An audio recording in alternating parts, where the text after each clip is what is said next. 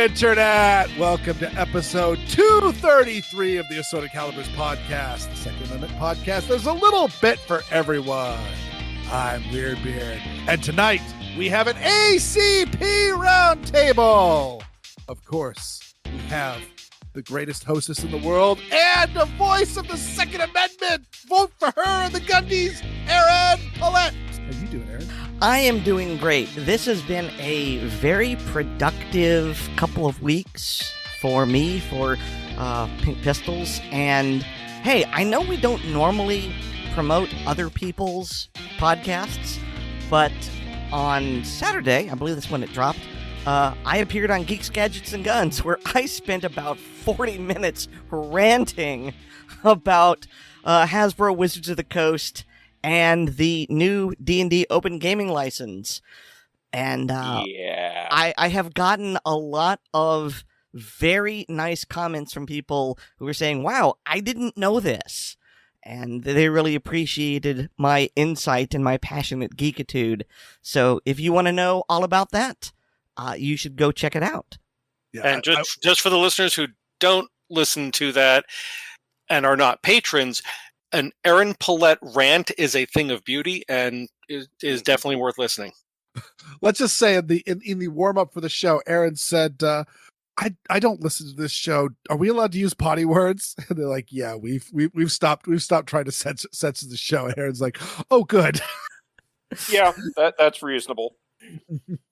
Yeah, no, that was a really good show. And so, yeah, if you haven't listened to Geeks, Gadgets, and Guns, number one, you should be. But now, if you have not, now's the time to jump off because that was a great show. So yeah, go check out Geeks, Gadgets, and Guns and look for the one with me and Erin Paulette because it was awesome. Yes, as Ed Sullivan would say, really great shoe. Yes, one of you will get that reference, and I love you. Thank you. I've watched reruns of the Ed Sullivan Show. Well, I meant for our listeners, not you reprobates. Yeah, that's true. I got the reference too, but we already know I'm a reprobate, so. We also know you're old. Or fans of Pulp Fiction, because there was an Ed Sullivan impersonator. Yep. Yeah, at Jackrabbit Slim's. No, I can't remember damn near anything I learned in college, but I can remember the name of that location in a movie I saw once 20 some odd years ago. Help me. You only see Pulp Fiction once? Yeah. Oh, man. I mean, it was good, but I didn't think it was good enough to watch twice. I can see that. Weird chuckles nervously, having watched it probably a dozen times. We've already established you're a reprobate, so this is no surprise. Mm-hmm. It's good. I mean, it's not as good as Reservoir Dogs, which I've probably watched twice as many times as that. Yeah. But yeah, I was actually just looking it up, and I probably saw some Ed Sullivan shows when they were on. I mean, did you go to high school with him? No, but he was working pretty much up until the year he died in 1974, and I'm pretty sure my parents, at least one of my parents, that would have been watching it. So I apologize for getting us all deep into the weeds. Oh, this is just the first time. You know that. So that is the voice of David. David, how you doing? I'm doing all right. Today was Bring the Boy Cat to the Vet Day, and Does he do well at the vet? It's a challenge getting him into the carrier at home, out of the carrier at the vet, and then he just kind of huddles and goes limp. And then it's easy to get him in the carrier at the vet and easy to get him out of the carrier at home. He wasn't getting tutored, was he? No, he's 7. He got tutored 6.5 years ago. Okay. Yeah, we got them tutored as soon as they were old enough. Why are you calling it tutored? That's the Far Side cartoon. Yes. Gary Larson's? Is there any other Far Side? I wasn't sure if that was a Far Side cartoon or somebody else's. I'm pretty sure it's a Far Side cartoon. Aha, yes, here it is. And I shall save. And by the way, if there's anyone else who, like me, is really, really annoyed at the way Google and perhaps other things are now saving images as WebP, and then you've got to... There is a handy dandy little extension that I use, and so I just right click on it and it converts it, and I'm trying to find the name of it right now. What I'll usually do is I'll switch from Google to DuckDuckGo, and DuckDuckGo usually allows me to save it as a JPEG. Aha. Here we go. It's called WebP/AVIF image converter. I know that really trips on your tongue. But is it one of the add-ins for the browser, or is it a separate web page? I got it on the Chrome store. Okay, so it's one of the And add-ins. I'm trying to find the dang link to. There we go. View in Chrome Web Store. Aha. Cool. And so, bada boom, bada bing. There you go. But anyway, yeah, that saved me so much work. But yeah, the far side. Ha ha ha, Biff, guess what? After I go to the drugstore and the post office, I'm going to the vets to go get tutored, said one dog to the other. Yep. And I have added the WebP AVIF image converter to Chrome. Thank you. You're welcome. Thank you so much. Oh. Mazel tov. And who's actually being a good boy sitting in the corner is Oddball. Well, you say that, but I dropped like a 0.2 millimeter ball bearing into the carpet. I'm not finding that. Magnet? Nope, it's plastic. Oh. Ooh. Was it for your trackball? Yeah, Oh, no. but it was for the old one that I was replacing anyway, so. Okay. Can't you just print a new one? I tried to keep a straight face for that. Tried. What happens if you try to print a ball bearing? You can print a ball bearing. It's not going to be perfectly spherical, but also it's a 0.2, you said? Something like that. Yeah. What is the diameter of the average filament? It's 0.5, and the nozzle is 0.4 millimeters wide. So that I have. So right. Oddball. So printing a 0.02 or even a 0.2 ball bearing with a 0.4 nozzle is going to be a bit of a challenge. Oddball needs to make a shot tower. I was about to ask if y'all know how ball bearings are made because it's fascinating the way they do that. Do they There make are shot towers still? There are several different techniques. One of which is they have they'll basically get whatever bar stock it is of the appropriate diameter and cut sections and then roll it between two hardened plates. Mm-hmm. That's one method. Yeah, but isn't the cooler method to melt a little bit and then it drops, and then as it drops, it forms a perfect sphere, and then it hits water and it solidifies? Oh, absolutely. Absolutely, much cooler, but with certain materials a lot more challenging because of the melting points. I mean, that's still how a lot of shot is made for shotguns. They still use shot towers. And how it was made in Old Town, so there's still like ancient shot towers throughout various parts of the world. Mm-hmm. And I put a link to the Wikipedia page. And some of them are still in use. For some reason, I want to credit Ben Franklin with that because that sounds like the sort of thing he would come up with. I'm pretty sure it predates Ben by a couple hundred years. Okay.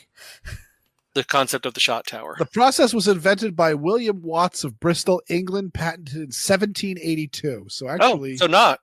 But I thought, well, no, they were. I think they were. It was being used prior to that, but it wasn't as formalized. Because I know that I think it's in Austria. There's a shot tower that dates back to like the 1600s. maybe. But still, I think we can all agree that that's the sort of thing Ben Franklin would do if he needed to. Oh, yeah. That's right. In between hookers. Oh, Ben Franklin. Yep. One of my most favorite characters in City of Heroes is a character known as Silence Dogood. And I wrote just an insane amount of history for her, but quoting off the top of my head here, everyone knows Ben Franklin was a founding father. Not many people know that Ben Franklin was a high-ranking Mason. Very few people know that Ben Franklin was a practicing Kabbalist. and then he launches in. Well, I launch into this story. About how Ben Franklin literally made a golem in order to protect the fledgling United States of America, and he made her using ingredients from each of the 13 states and, named him, why am I doing this? Named her after his pen name and modeled her after his favorite French mistress.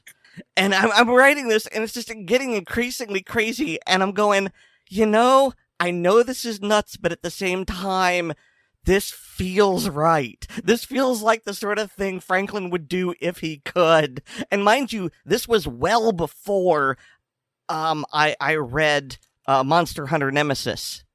Mm-hmm. So I was going to say, this is putting Monster Hunter Nemesis into a brand new context because suddenly Ben Franklin encounters another golem and goes, "Oh, don't worry, fam, I got this." She's a fun character. Yes. All right. Well, I called you all here today because we got some goddamn news. Oh, yeah. So some of it's good, some of it's bad, some of it's just amusing. And David did a line of coke, apparently. Pardon? Yes. I said David did a line of coke, apparently. Did a line of coke? It was a calming breath. Whatever you need to tell yourself. Yeah.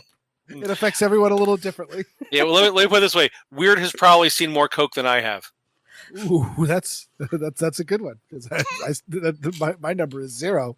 Exactly. But I have seen it in pictures, so I guess David hasn't seen it in pictures. I've seen it in movies, but I doubt it was real coke because they wouldn't waste that on the film set. That was on the craft table. Right. But yes, well, actually, first up, I wanted to say I mentioned the we did the Geeks, Gadgets, and Gun podcast, Erin and I, with Matt and Heinrich and David and Liberty. Yeah, you were brought on to talk about one thing, and you promptly did not say a word about it and went off on a completely different tangent. You were called in to talk about a YouTube series and instead talked about cooking. Correct. Hey, at least you didn't turn the whole show into a drink segment. I've been on at least a half a dozen Geeks, Gadgets, and Guns. Matt and Heinrich will have to figure out how many I've actually been on, but it's quite a few. And it is by far not the first. It's like the 3rd or 4th episode where I've come on to talk about one thing, and that just doesn't happen. Well, now, how is this? I've only been on there 3 times. You're not a podcast bicycle? I mean, fair, but still, it would be nice to be invited. Yeah. Well, so step 1, Erin, the best way to be invited is to help yourself. That's how I get on most of the podcasts is, hey, you want to have me on? But he invites himself with his usual just class. I knock on the door. How did I get on Handgun Radio? Well, yesterday. That was the other thing I was to talk about is that we had a very, very good Handgun Radio, the Weird Revolvers episode. I'm not exactly sure when it's dropping in comparison to this one. If it's not out now, it will be out shortly by the time you're listening to this. But yes, Oddball just got up in the morning and hopped on the computer and just saw Ryan and I, and Ryan's like, come on into voice chat. Oddball came in a voice chat, and suddenly he realized he was doing a show with no prep work in his pajamas. I would have happily joined in, but I had to work that morning. Yes. Who says I was wearing pajamas? That's just part of Weird's fantasy. Theater of the mind.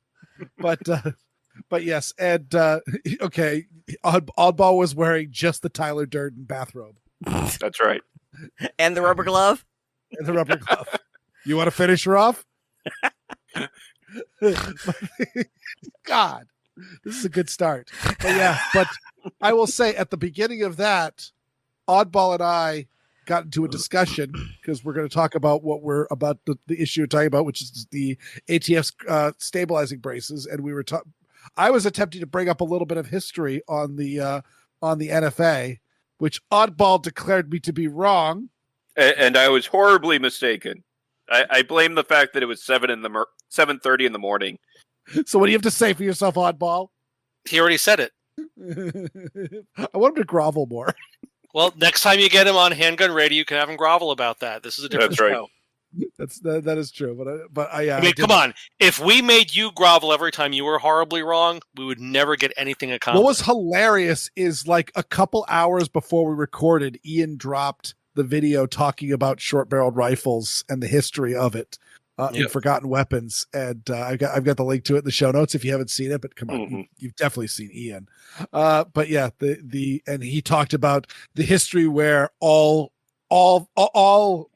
barrel lengths were pegged at 18, and anything shorter than that was considered short-barreled.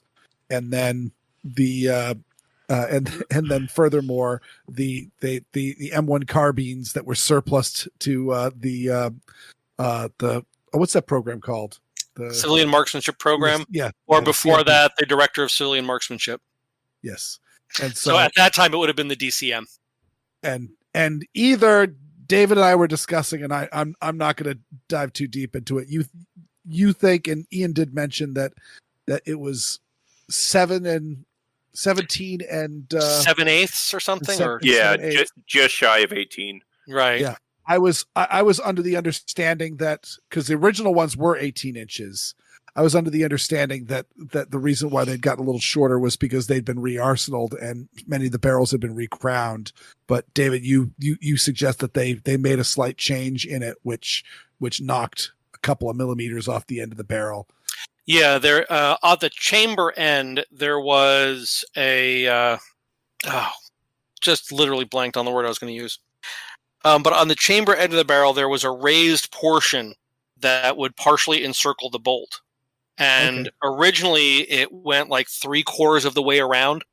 And the idea was to twofold from what I've read was to help redirect gas away from the mechanism and the shooter if there was a ruptured case, and also to help with feeding the round into the chamber. And then it was found that it was not necessary to be nearly that large, so most of it was milled away. And Ian also mentioned that like a year or two after they passed the NFA, a bunch of people realized, oh, wait, there's a boatload of folks out there with 22 rifles for their kids that are under 18 inches. Yep. Because here it is. Little kid-sized 22 rifles. Yes. And the whole point of discussing this is to state, and Ian stated it as well beautifully, which is the whole idea of short-barreled shotguns and short-barreled rifles was absolutely just an afterthought because the NFA was originally handguns were supposed to fall into any other weapon, and so they expected every American to pay an additional $5 tax stamp and register their handguns with the National Firearms Act. And that fell through like every other handgun ban in the history of ever, minus Chicago and DC, of course, which we know what happened to them. And so the idea that we regulate short-barreled rifles at all is just pure stupidity anyway. Yeah. But we do, and it's stupid, and there is news. So do you want to talk about who wants to talk about it? I mean, I can definitely rant about it for a while. But before Oddball starts, I just wanted to mention I did find an image of what I was talking about of the chamber end of the M1 carbine barrels. I put it in the chat so you can see what I'm talking about that. Basically, like a skirt or collar. Yep. And getting rid of that was what subtracted the little bit off the barrel. Possibly. What I really like about that video is that in recent memory, it was one of the confinement cons. David, you were on a panel with Amy Gibbons and some other people, and the topic was broached as to why SBRs are 16 inches and why SBSs are 18 inches. And you floated the theory, humorous, but still you floated the theory that they measured it on 2 different days with 2 different people. The idea was whether or not it could be concealed under a trench coat. And on one day they had a short person like Amy, and on another day they had a slightly taller person. And so I thought it was really neat to watch a video which actually, that mystery has been solved. Thanks, Ian. Right. Yeah. my mistake on that was my research didn't go far enough. I didn't go all the way up to the 1968 Gun Control Act when I was trying to find that out. I was just looking at the 30s basically, the NFA and the FFA. Mm-hmm. Well, and didn't see anything about the change to the barrel length. And I mean, in fairness to him, that history of the NFA I had never heard before, and it is talking about the changing of, the history of a law and how it's changed over the years can be difficult enough for an actual lawyer to track down.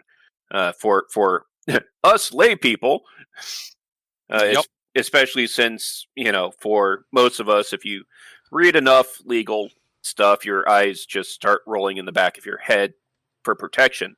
I'm raising my hand right now. Right. So furthermore, in your defense, Oddball, while while it was going on, I was searching, I was trying to find an article, and of course, those that have followed the show notes on the Weird Audio Fisks, you've seen the me pointing out the people worried about poachers for why suppressors were added when people were literally starving in America and they were concerned about poachers. Well, okay, that shows where your heart is. And the thing is, anyone who's familiar with lawmakers, that's a perfectly reasonable assumption to make. Yes, because the folks writing that law, they weren't starving. Right. Yeah, I was actually talking with my wife about this the other day, and I was saying, like, this is the reason why I'm such a passionate advocate for the Second Amendment, because gun control is so cartoonishly evil that it's just it's ridiculous. There's so many factors. I'm fairly vocal about the fact that I'm against the war on drugs, and I think that we just need to end that foolishness and just let people put whatever into their body or not. But again, if I make heroin legal, that's not a great thing. Like, that is a absolutely horrible drug. Right. It is like nicotine that will kill you dead. And geez, think about just the number of celebrities, not just regular people, but just the number of like famous people. It's like, I was just at a store today and I heard the Traveling Wilburys on. I'm like, oh man, they're almost all dead. And of course, we got George Harrison, who died from complications from smoking. We've got what killed Roy Orbison? I'm trying to remember. I thought that was cancer. I think he died of cancer. But Mama Cass died of a ham sandwich. Yes, but of course, it was last night where the lead singer of that one is Tom Petty, who died of an opiate overdose. Mm-hmm. And so it's one of those just suspected. I thought they confirmed it, but yeah, I think it's pretty clear.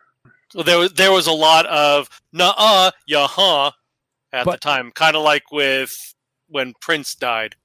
Yes. Well, and with Prince, honestly, it was more surprising with Prince given his religious background than it was for Tom Petty of the. So you're telling me Tom Petty did drugs? Shocked. Shocked. Roy Orbison was too far afield. I believe that people have come forward and noted that he had an injury where he was given opiates and ended up getting hooked on them. And of course, not uncommon. Because of his background, he was very self-conscious about the issues that he was having, and so he did a lot to conceal it. Yep. Also, I looked up Roy Orbison was heart attack. Okay. But either way, what I'm trying to say is that to end the war on drugs, there is a whole lot of choices that you have to make, and there are good things that would come from ending the war on drugs and bad things that come from the war on drugs. The math that I have done, I think more good that would happen than bad.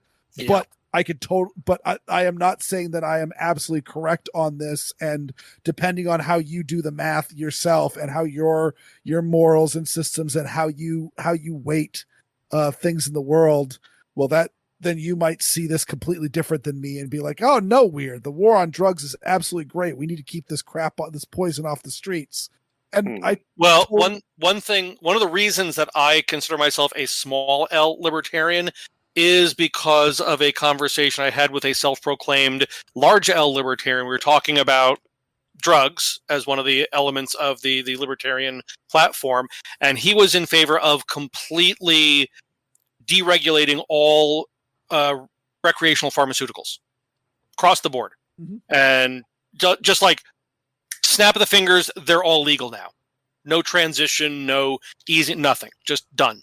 I'm like, well, some of those drugs, people, if they're legal, people might be interested in trying just to see what all the hoopla is about, and it would kill them. And without missing a beat, without blinking, he just looked at me and said, that's pretty much a self-correcting problem, isn't it? Yep. So, and on the one hand, he's not wrong, but on the other hand, wow. Yep. And again, that is where you land. And I won't lie, I'm not too far off from him. You gotta do your own research. And you gotta do your own research with modern pharmaceuticals as right. They are right now. But I was arguing for a kind of staged and that's transitional period. And that's the only education. The only way you're actually going to do it, because we're not a world of Wookiee suited libertarians. Yeah, so, but that's what I'm saying. Is this was a hard large L libertarian position. Yes. But what I so the war on drugs and the war on guns both are problematical, but you can in both cases understand where some of the conclusions came from, even if you don't agree with them. Yes, but either way, what I was trying to get at though is that with the gun business, it is not nearly as ambiguous as, say, the war on drugs, where literally every single time, like, the best thing that can happen when gun control laws are passed is violent crime stays the same. At no point ever has it gone down. And or a few instances, but it is correlated with other things. It was already going down before the law was passed. It's not like it is a question of, the Ben Franklin quote: "He who chooses to sacrifice liberty for safety deserves neither."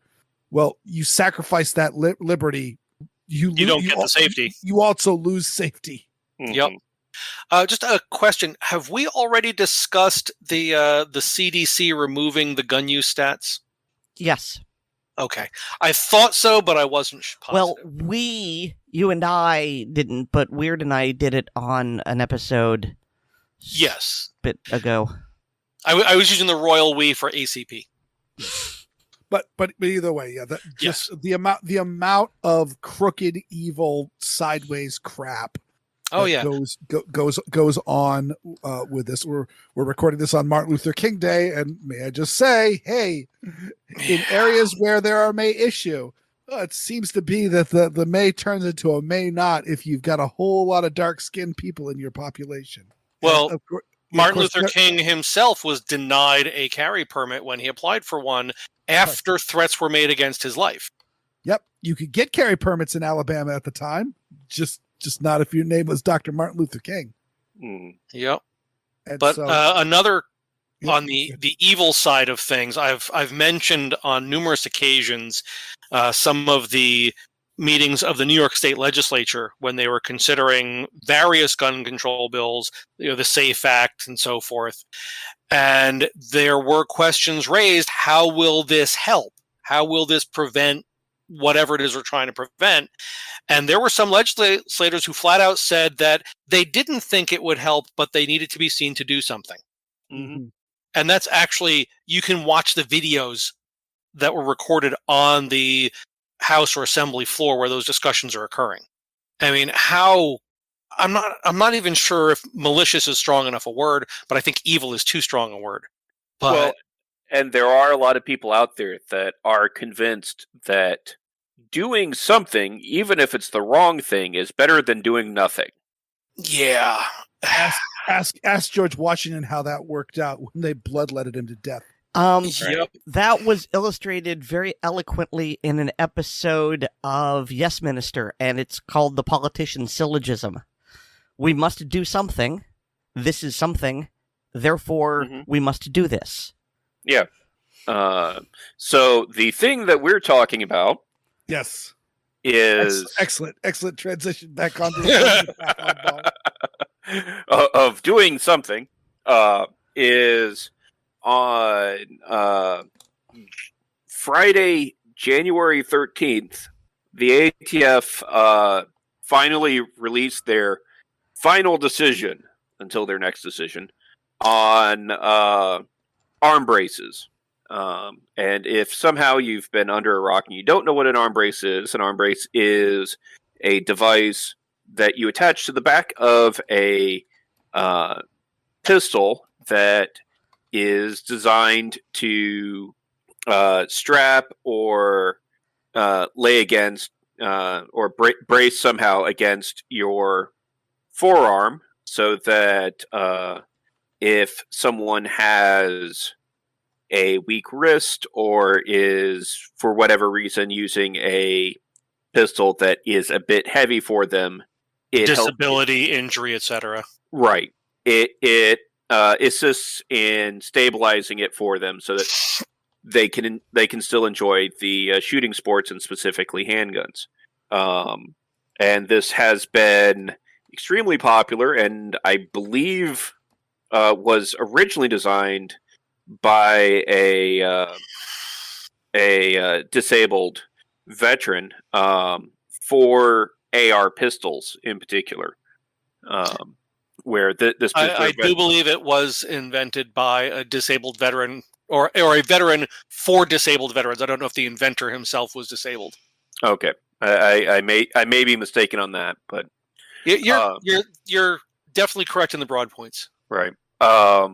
And for over a decade now, the ATF has said, "Yep, these things are perfectly okay. You can sell them, you can use them, what have you."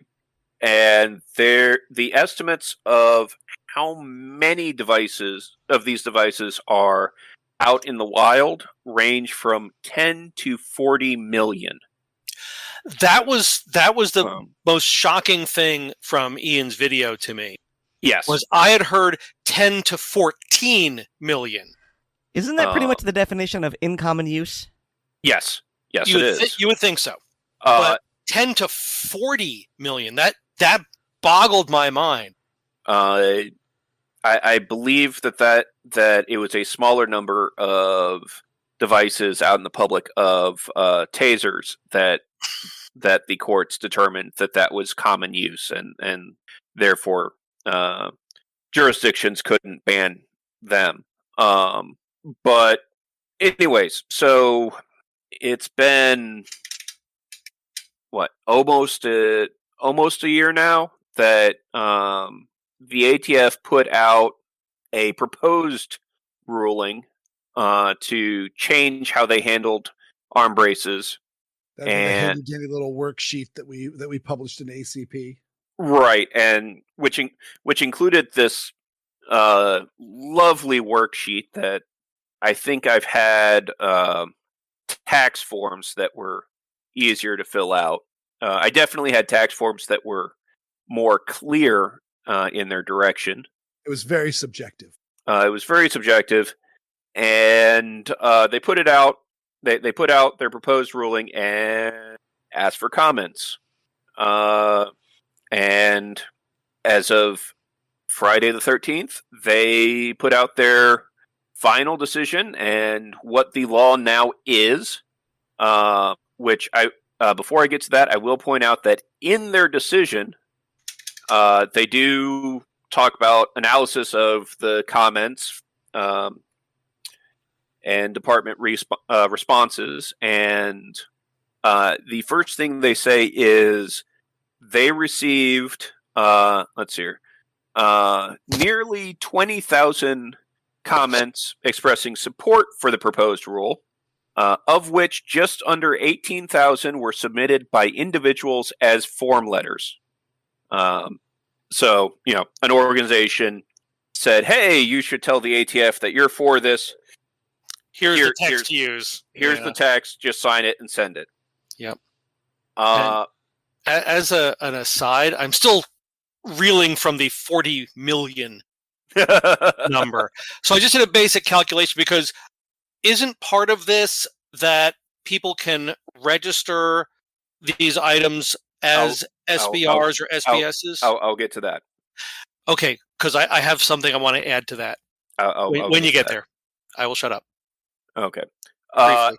And for those that were against, did any of you read how what the numbers were against? I hadn't. Do you have a guess? Order of magnitude more? Yes. Over 237,000 comments against. Oh, and let's see here. And one of those is mine, so I'm probably going to get a knock on the door. Or I'm sorry, I misread. 217,000. okay. It was. Oh, it well, was, that's not nearly as impressive. It was 237,000 in total, and 217,000 of those were against it. Yeah. And of that 217,000, 96,000 were form letters. Yes. And of those form letters, just over 25,000 were submitted using specifically the wording that the National Association for Gun Rights put out. Good for them. So, just to recap, would have been. Oh, sorry. Go ahead. The NAGR got more people to put in their form letter than the entirety of the opposed letters. Like 5 times as many. No, the NAGR got 25,000, and there were 20,000 against. I thought I misheard you. I thought you said 95,000.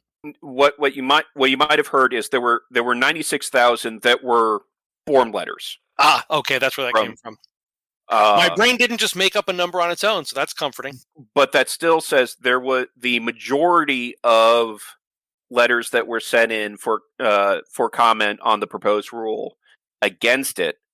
The majority of them were somebody sitting down and writing it themselves, while those that were submitted that were saying rah, we need this, only 2,000 out of the 20,000 were actually written by somebody.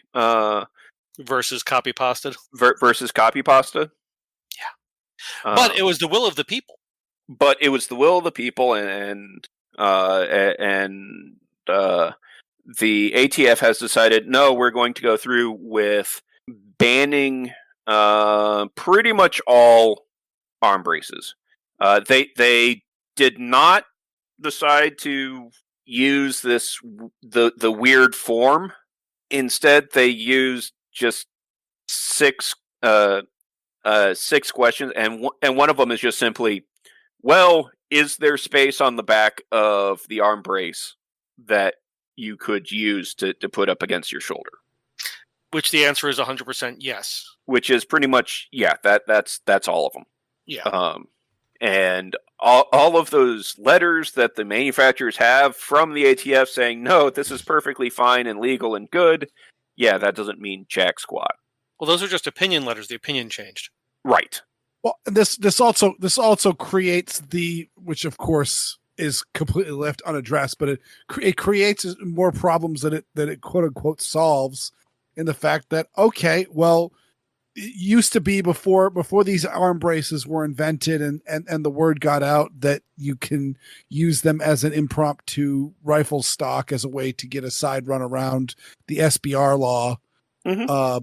There was, a lot of these AR pistols had like a neoprene sock put over the buffer tube just so you wouldn't poke or cut yourself with it. Right. Yeah. And it's just and a lot, and there's a technique of shooting AR pistols where you are doing like a cheek weld on the buffer tube as an extra point of stability. But there's nothing stopping you from putting the buffer tube up against your shoulder. Very, very similar to the mare's leg lever action Yes. pistols, where Yeah. it's a lever action rifle, but it's got the barrel shortened, and then the stock is heavily truncated, but it's still squared off at the end like a stock, so you could put it on your shoulder. The length of pull is insanely short, but who says it can't work? And people have different body types. Yep. Well, that was the whole point of the adjustable stocks, which are banned in several states. Right. Yeah. If you look at me and you look at my wife, or on a smaller scale, me and my wife. Yeah, between me and my wife, there's a foot of height difference. But your arms are the same length. Oh, right. Yeah. Oh, God. One of you would look really weird. Panya talks about sitting on her hair. She also frequently steps on her fingers. Right. And yeah, so it makes sense for me when I can to buy a rifle with an adjustable stock so that I can shoot it and then press a button and shunk. Here you go. It's now the comfortable length for you to shoot it. That's actually my big desire for an adjustable stock is I want to get a fully featured M&P 15 because that is an awesome training gun for a child. Yep. Because it's a 22 and it's right. a nice ergonomic rifle, and B, it looks like an AR-15, so therefore or an M16 or an M4. So if you get a kid who's played Call of Duty or all that, they are going to respond more to that than a 1022, which just or a cricket. Yeah, exactly. Right. And yep. so, but of course, also it's one of those like, but I want to play with it too. So why get one that's just youth sized when I could get just a one that where, okay, it's a kid, collapse the stock down there. Let's have a look. Okay, good. That's a good size fit for you. Go ahead and shoot. And then when it's me, I crank it out to the length that feels good for me. I will say that even my size, shooting the little baby Mosin Nagant that is currently being produced, it is absolutely hilarious and fun. Oh yeah. Now, Erin, did you with your Mosin? Does that have an adjustable stock on it? Yes. We're talking about the Archangel stock, right? I believe so. I believe that's what you said you had. Well, it's what I have now. I didn't originally, but yes. But it is adjustable for length of pull? Well, now I'm doubting myself, but I'm pretty sure it is. I know that it's got an adjustable comb, so I would imagine it's got an adjustable shoulder pad. Yeah, it's not as adjustable as a collapsible AR stock, but I'm sure that there's probably a couple of inches of adjustment at least.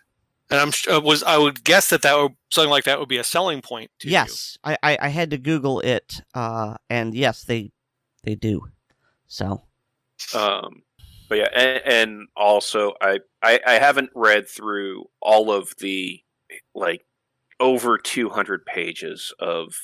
Well, that's because you don't hate yourself that much. Yeah, 293, including the cover letter or cover sheet and the last couple almost blank pages. And just in comparison, how much was Justice Thomas's part of Nyserpa versus Bruin? I honestly would have to look it up. I can't remember. Anybody? It was a nice number. 69? I believe it was 69 pages for Thomas. Nice. But they do also mention that, well, short barrel rifles are extra scary because reasons. Because you have something as powerful as a rifle, but can be easily concealed. So, it laughs in 500 Smith & Wesson Magnum. Well, and it's not even that. And it's the whole thing of, a bunch of these are, an MP5 pistol with a shoulder stock. It's like, okay, but I can just legally take the arm brace off of it, and boom, it's a pistol. And yep. Yeah, this does not affect the power level, and this is something that was going through, that was with various assault weapons bans and all that, is if it if it's too inaccurate or too that's dangerous. But also if it's too accurate, it's also dangerous. And the only thing that these braces do is aid in accuracy and comfort of shooting. Now, as David started to say earlier, they have declared an amnesty for folks that woke up on Saturday morning and discovered that they were apparently committing a felony. Or soon will be committing a felony because there's I thought it went into effect the day of. It does and it doesn't. One of those. It goes into effect, but there's also you have 120 days to comply, dispose, whatever. Right. And as of January 13th, you have 120 days. If you so desire, you can register your firearm with arm brace as a short-barreled shotgun or short-barreled rifle, and they are going to waive the $200 fee for the tax stamp. And they promise they're not going to confiscate it at a later date. Right. Well, there's that. But this brings me to the point that I was going to get into earlier, but this is a much better point. So there are up to 40 million of these things out there. Let's say that it takes the ATF 1 minute to process the application for each one of these. Just 1 minute. We know it's longer than that, but it just takes 1 minute. It would take them 76 years if they were running 7 days a week, 24 hours a day for all 40 million of these. If only half of them were registered, that's still 38 years. Well, just throw more people at it, right? Because it's all a matter of man hours. And the current wait time for a tax stamp is, 8-9 months? I currently have a suppressor in ATF jail, and the estimate is 8 to 9 months, yes. And then you tack on, if there's any sort of significant percentage of people out there that submit their arm-braced pistols to become NFA items, that's gonna that time frame's gonna explode. Yep. And in the days or weeks leading up to this decision, actually possibly months leading up to the decision, we could not keep arm braces on the shelf in the store. Right. People were buying as soon as they showed up, they were sold. So I'm kind of wondering if the 40 million estimate was based on prior to that rush on those devices. Right. And I do want to say that there is something in there about how you only have 60 days if it's a new item.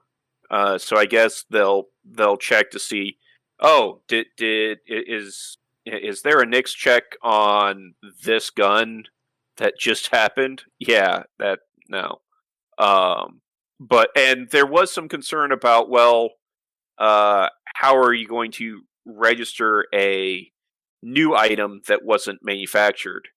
And there is some language in here about it being agreed upon that the proper way to handle it is that these items are class 1. So yeah, they're treating it as, yes, you are fabricating a short barrel rifle or a short barrel shotgun. Yep. And I was just also thinking about it is with the arm braces, we live in the world of 3D printers. How many people printed their own? Oh yeah. Because if you got the STL for that months ago, how long would it take to print? How many of them could you have? And yes, you didn't buy that, but you had the printer and the file for months before this.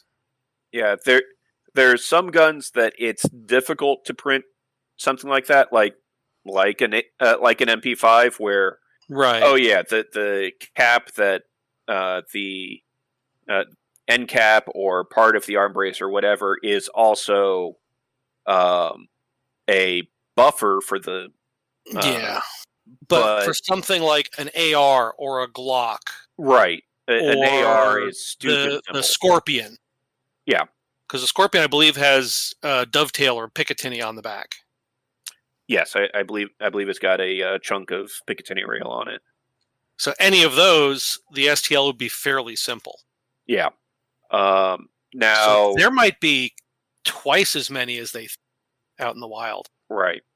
And also another thing that's interesting, there's been a lawsuit sitting on hold that the Second Amendment Foundation filed back when the ATF first announced the proposed rule, stating that, hey, you're changing the law, you're not Congress, you're overstepping your boundaries. overstepping your boundaries. Is that the Chevron deference, or is that yes? Okay. That's what ATF is claiming. They're claiming that we have it's the ATF's responsibility to determine what the law actually says, and in order to enforce it. Which, to an extent, yeah, that's a necessary evil type thing. But I did find the Silencer Shop page on the current wait time for Form 4s and Form 3s. Mm-hmm. So I put the link in the show notes. But you didn't. So what is the current wait time? For an E-Form 4 Trust is actually any of the E-Form 4s, except for paper, which doesn't account. But for the Trust individual or corporate E-Form 4, 8 to 9 months. Okay. E-Form 3, 22 hours to 8 days, with an average of 6 days, or median of 6 days. But I would also be curious about Form 1s for people to make their own. Right. But anyway, I just thought that would be an interesting detail.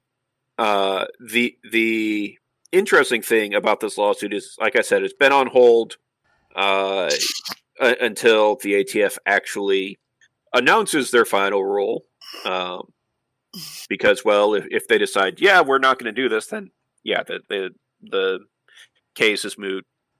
By the way, talk about mixed feelings, because on one hand, everyone should be aggravated that they went this egregious with their determination, because at least the worksheet had like a point system, and there was something to work with. This is just pretty much just Mr. and Mrs. America, turn them all in. Yep.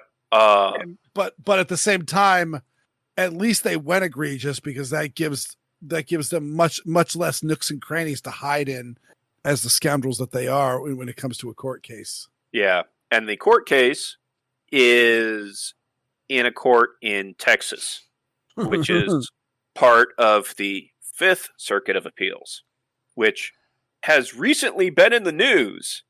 I'm trying to remember. Last week. Has that last week? Okay. Yeah. Does the Fifth Circuit have a Saint Benitez of their own? The Fifth Circuit just recently had an en banc decision declaring the bump stock ban to be unconstitutional. So that's a good sign for how they're going to rule on the arm brace. Right. It's not, it's not a guarantee by any stretch of the imagination. One, because you never know until it's over, and two, as I've talked about here before, quite frankly, I've always found the bump stock ban to be a lot more difficult to defend than an upcoming arm brace ban would be. Right, because a bump stock, even though it does not make the weapon fully automatic, it can replicate that function more readily. Whereas an arm brace doesn't change the function. You have my statement backwards. I can see an arm brace ban being easier to argue as being constitutional and right than a bump stock ban. Really? Yes. I was thinking from the public opinion side, I guess. Because people don't understand semi-automatic versus fully automatic. So the impression that a bump stock makes a semi-automatic fully automatic and makes it an illegal machine gun would be. I think the big idea is that also the bump stocks were approved as a disability device. So at least arm braces were. You mean arm brace? Yeah. Yes. And arm braces are disability. Now we're all doing it. Yeah. Arm braces are. Hold my beer and check this out. Yeah. My. No, that's bump stocks. Yeah. Yes. Oh God. Yeah. It happens a lot. Actually, that's one of the reasons. It's bad. Bad law. Bad regulation. Yeah. But one of the things that I wanted to see with the arm braces specifically was some of the disabilities organizations coming in and saying, you are unfairly affecting the people we represent. It would be very nice. Hang on a minute. The Americans with Disabilities Association actually grew a spine and is defending the Second Amendment? No, I say it would be nice if they did. Oh, I thought I missed something. Wow. Okay. Yeah, don't hold your breath, Aaron. Yeah, I'll suffocate. Yeah, in several places in this, the ATF is saying, "Oh yeah, no, we're not banning all arm braces. Just just the ones that you can put against your shoulder. Pretty much all of the ones that are currently on the market, just the most popular ones." And two, unfortunately,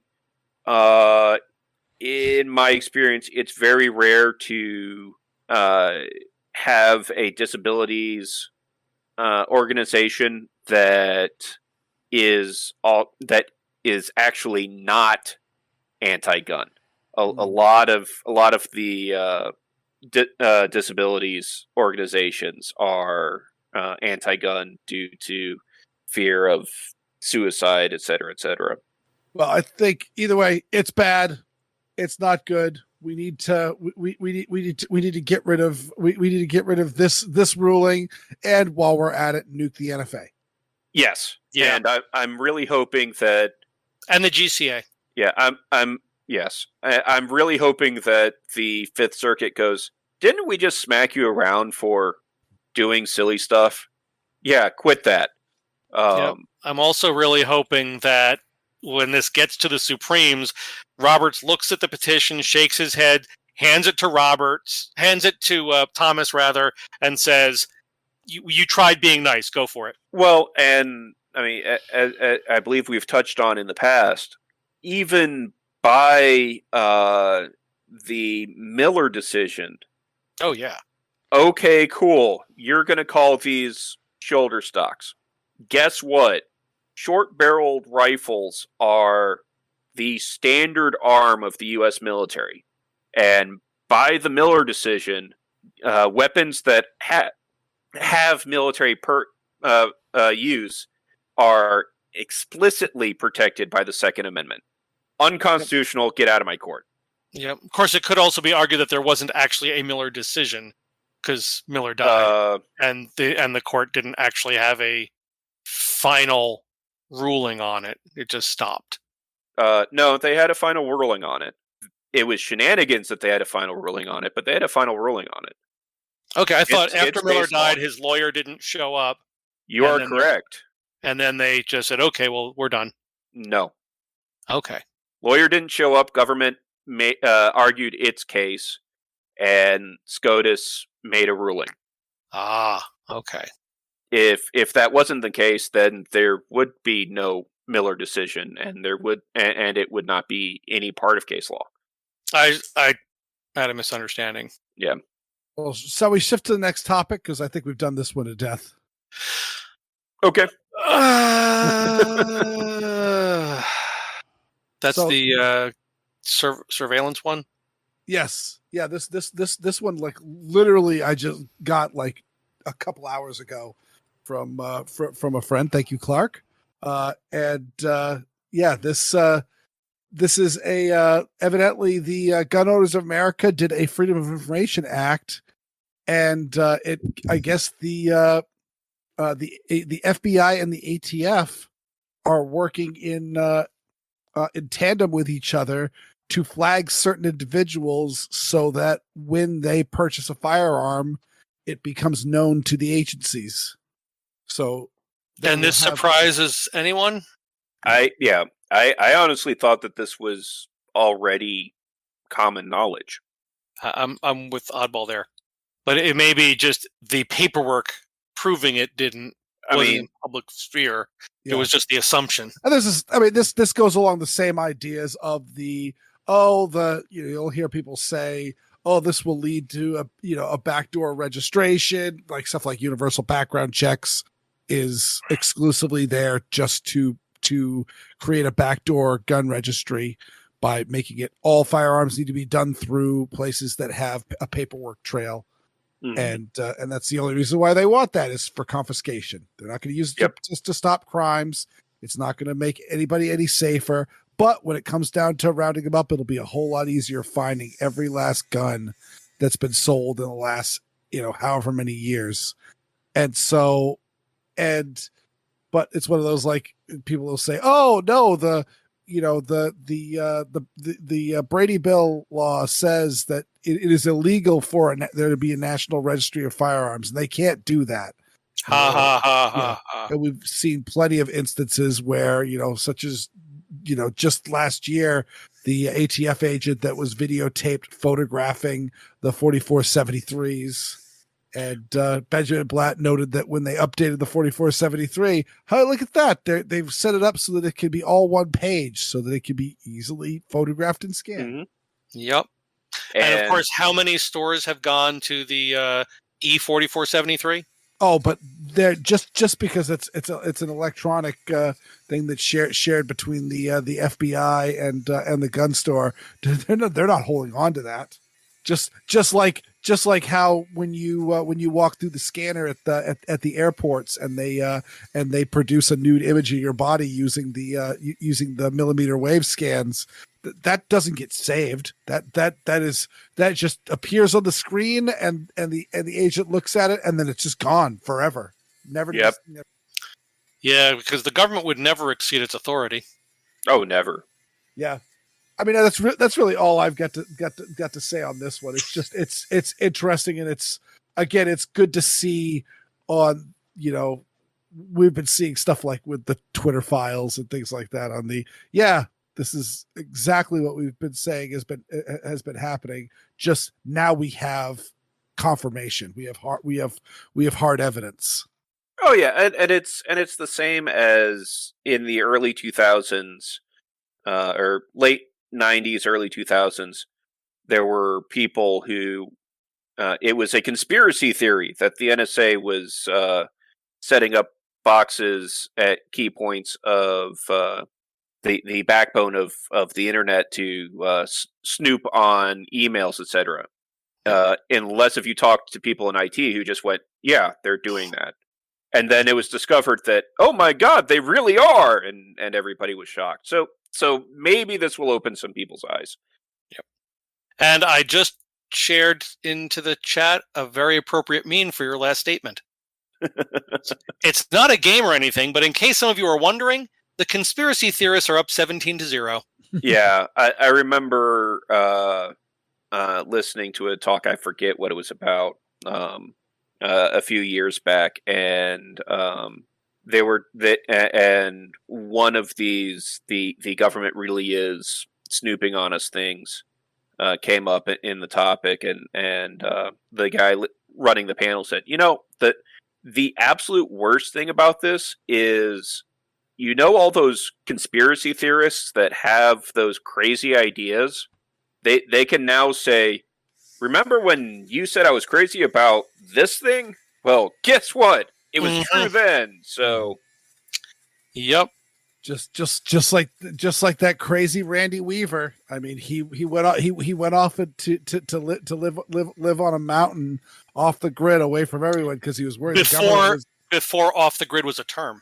Yeah, Yep. yeah, because he was worried that the government was gonna kill him And come after him and his family. So paranoid. All right, moving on. Next story. This is the one that Erin found. Yes, Erin. Can you bask in the glory of this thing? Because this has absolutely made my day. And one of the reasons why I'm putting it in the show notes is so that everyone can see it. But it's also so that if I forget the URL, I can just go back to the Assorted Calibers podcast and click on it. All right. So a few months back, I was contacted by a representative of the Heritage Foundation who told me that they were publishing a pamphlet called The Essential Second Amendment and wanted to know if we, Operation Blazing Sword Pink Pistols, would endorse it. And we were, of course, given a draft version of it. And I read it, and I thought it was fantastic, and I sent it out to the members of the board of directors for Operation Blazing Sword, because I'm aware that the Heritage Foundation is very conservative and has a contentious reputation among a lot of people. They have made some statements which are, to be fair, they could be construed, it could be interpreted, blah, blah, blah, blah, blah, as being prejudiced against queer people. So I'm going to preface this now with, we don't agree with everything the Heritage Foundation says, but we are a Second Amendment and gun rights foundation, and on this particular topic, they got it right, because they mentioned guns, and they didn't say anything about, anti-queer rights, and so both Operation Blazing Sword and Pink Pistols separately endorsed this wonderful ebook. It is a very quick read, and you can read it online. You can download the PDF. And on Christmas Eve, I received samples of the pamphlet. Now, when I was told that I was going to be getting samples, I expected a dozen. I received 4 boxes of pamphlets. Whoa. Each box has 125 of them. I have 500 pamphlets that I don't know what to do with. So, if you want to send some to me, not 125, please. But if you want to send some to me, I will distribute them in my area. Well, what I'm probably going to do, I mean, I may very well do that. I will probably sell some of them. Hey, if you want to pay like a couple of bucks to have one autographed by me, I'll send it to you. Because I have 500 of these. But it's a really, really great... I'm not really sure what to call it. It summarizes the Second Amendment. I don't know if it really needs defending, but Primer? I would say that it's a really good education on the history and what it means. And I'm speaking to the choir here.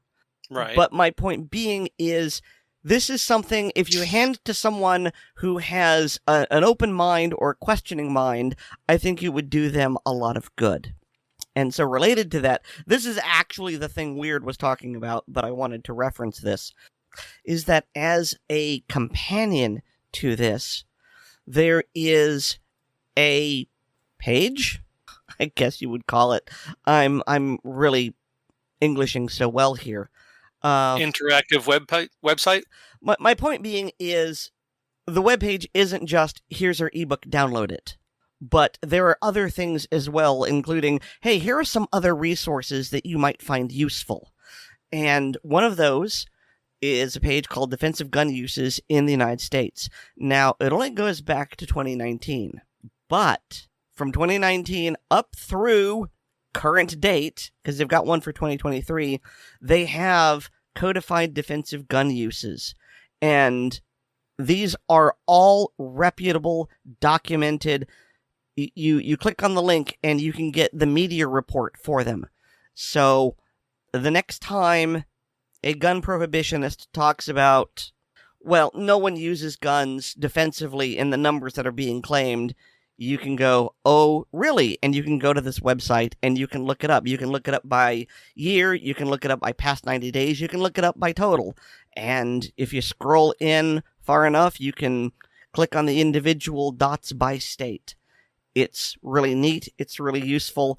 While I didn't have anything to do with the creation of this, I still feel a little bit of responsibility is not the right word, but it's the only one I can think of at the moment, because, well, I endorsed the project, and I helped bring this project to fruition, and so I am very pleased that we now have this resource that we can use in our fight to educate people and fight the gun prohibitionists and fight for gun rights.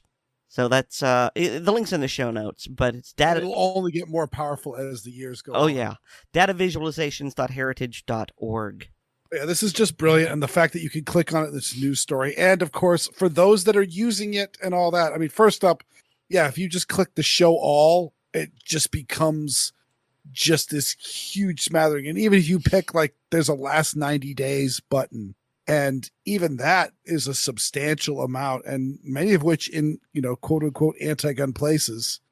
And these are all very, very well documented, but also for everyone that is very well documented and appears on this, there are plenty of them that are either don't get reported or get reported. And it is, a no harm, no foul, no shots are fired. The suspect was not apprehended, and everyone feels safe and good and moved on with their way. And so the police might have indicated that they had, that they had dealt with a defensive gun use, but the report may not get written up as such. So there's lots of stuff that can be either be someone didn't call the police because they didn't feel the need because everything was all done, and they might be a bit concerned about the police showing up and asking questions.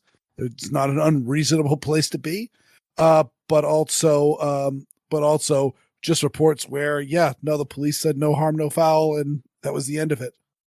And I was just playing around with the data visualization site, and you just double click to zoom in, and I found that in 2022, there was a defensive gun use in my location, not my location, but in my general area. Mm-hmm. And when you click on the actual dot, below that it gives you the date, the location, the context, whether it's concealed carry permit, assailants, shots fired, firearm type, and then a link to, in this case, the media report. So it's not just, yes, this happened here.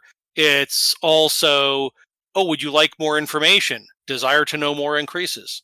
In related news about Second Amendment literature, let's see, this releases either on Friday or Monday. So Tuesday, the 24th, will be released Larry Correia's first nonfiction book in defense of the Second Amendment. And he mentions the Pink Pistols. He, in fact, asked me if it was okay if he mentioned the Pink Pistols. And I said, yes, absolutely. Please do so. So go ahead. Well, yeah, that's just because Larry's such a horrible homophobe and transphobe and all that other horrible stuff that people who don't know him call him. Right. Operation Blazing Sword wouldn't exist without Larry Correia.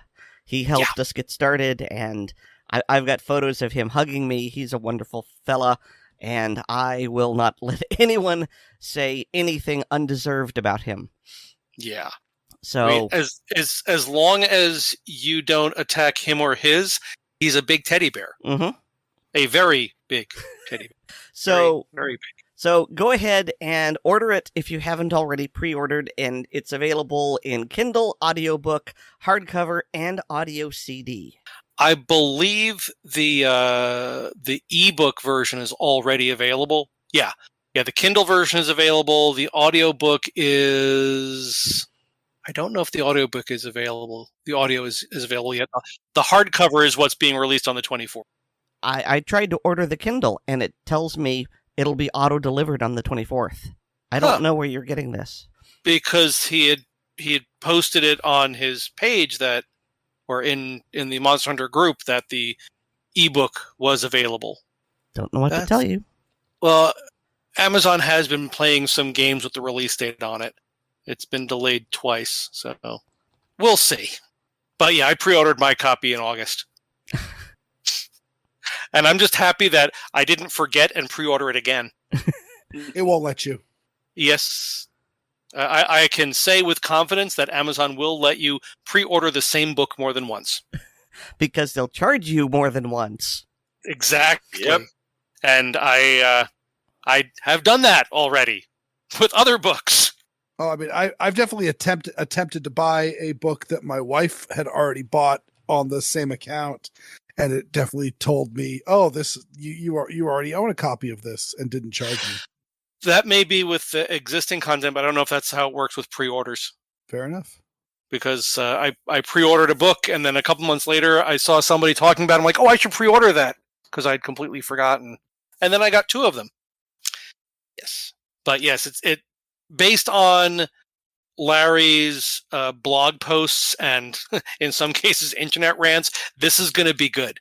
Mm-hmm. Yeah, apparently he has been booked like crazy on radio talk circuits and internet things like something like he's got 9 interviews down, 20 to go. Yeah, and that's just January, so it's going to be interesting. It's going to be a while until we get him on the show. Weird. I haven't heard back from him. Yeah. No, I can understand. Okay, honestly, I think your best bet, and good luck with doing that now because the tickets are already sold out, but your best bet would be to buy a ticket to LibertyCon and corner him in person. Yeah. Erin, are you going to be at LibertyCon this year? Yes. In fact, I hope to be on a panel. Cool. Nice. So then you'll be able to corner Larry in person.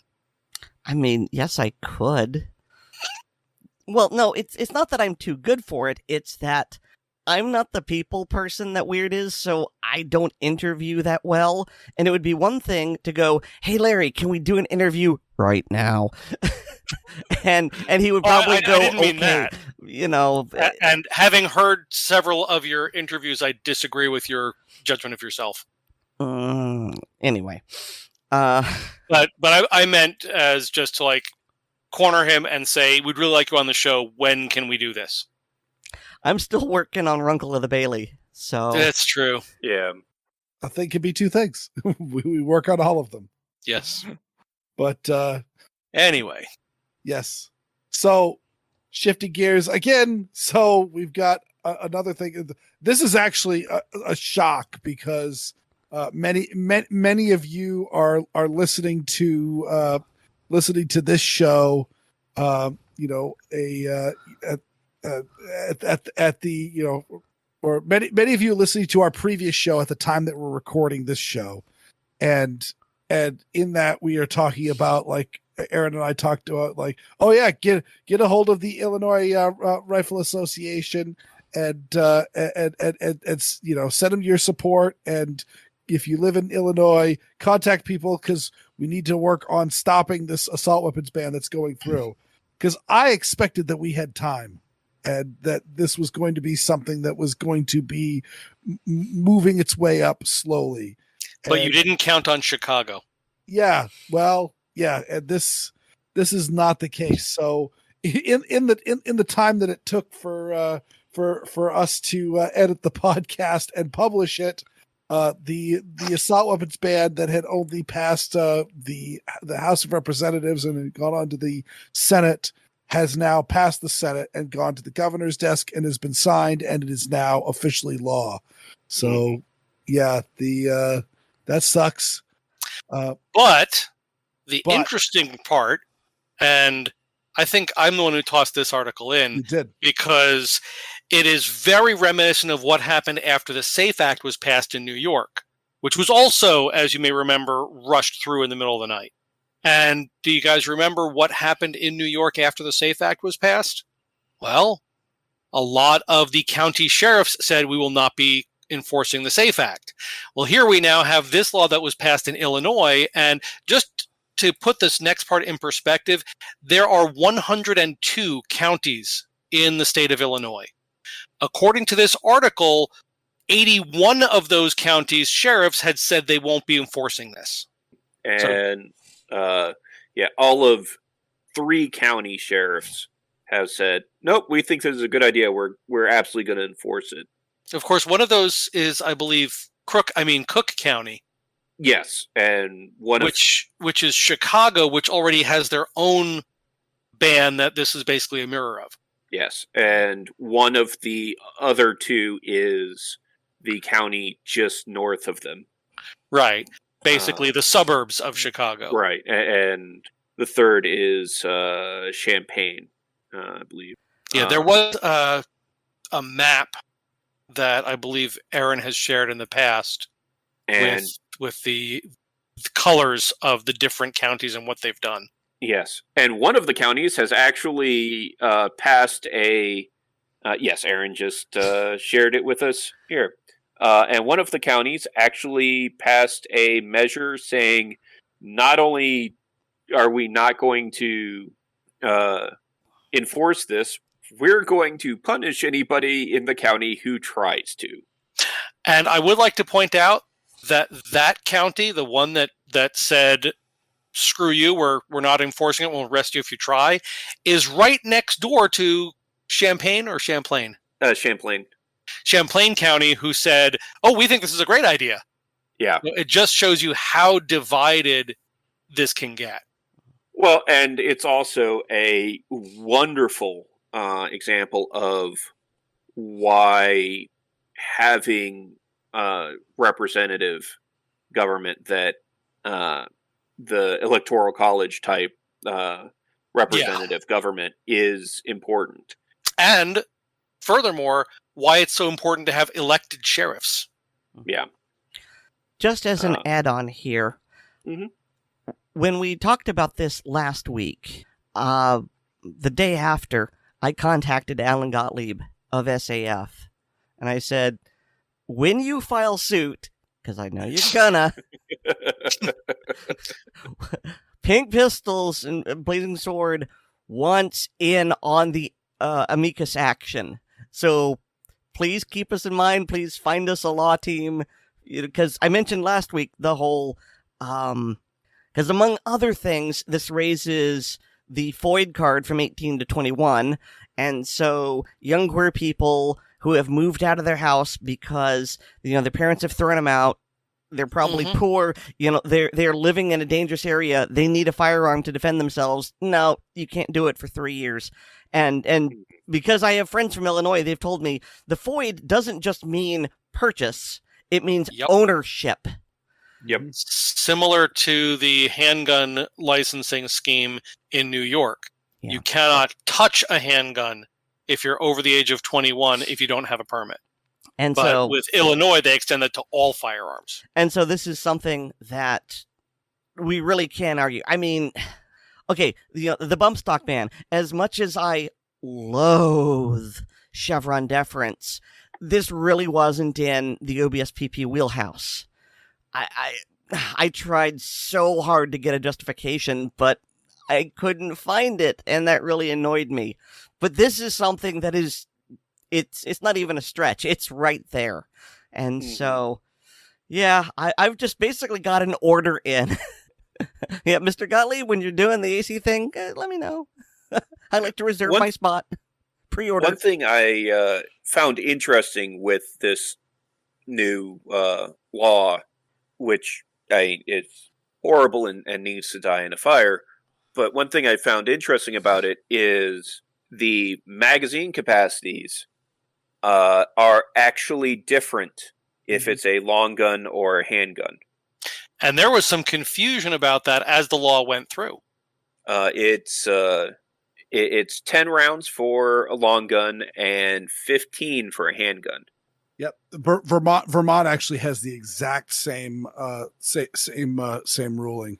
Now, of course, also the way they define assault assault rifle in this law, which I believe they actually use the term assault rifle, Assault rifle or assault weapon? Specifically talking about rifles, and I think they actually in the law refer to that section as a definition of assault rifle. Huh. Which, interesting.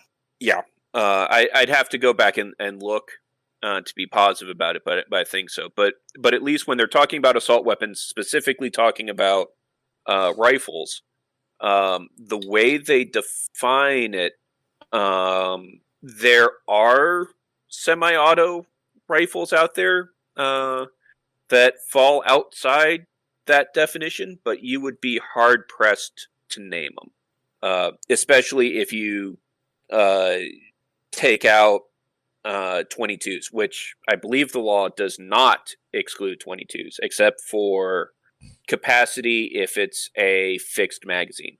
But if it's a detachable magazine, basically.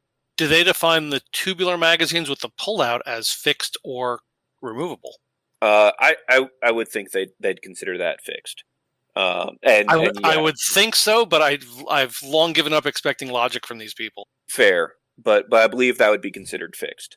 But the thing is, the two bits are, one, it's any semi-automatic rifle with a detachable magazine or can be easily converted to a detachable magazine, and any one of the evil features.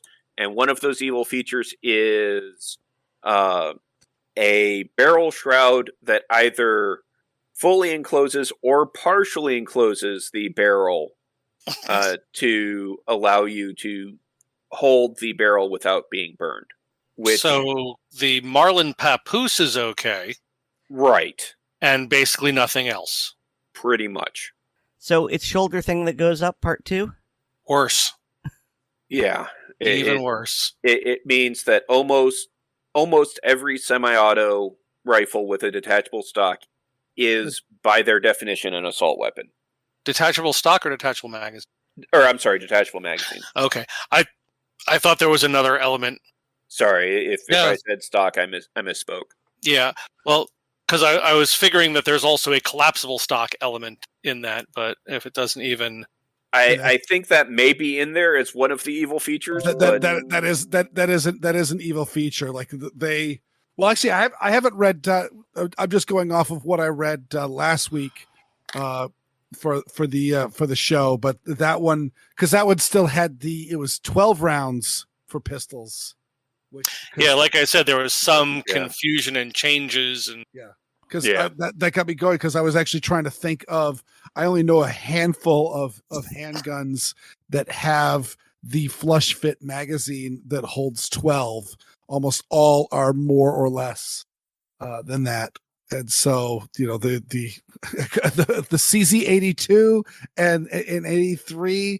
And the Smith & Wesson M&P subcompact are the only two that I could think of where 12 rounds is the standard factory capacity magazine. Yeah, I think I might have one or two old double stack 380s that have 12. I think there's. But as far as modern production goes, Berettas hold? The Beretta 84, I believe, holds 13. Yep. So that means it's illegal because it's one round too many. Right. But as far as modern production goes, I can't think of more than that handful. Yeah.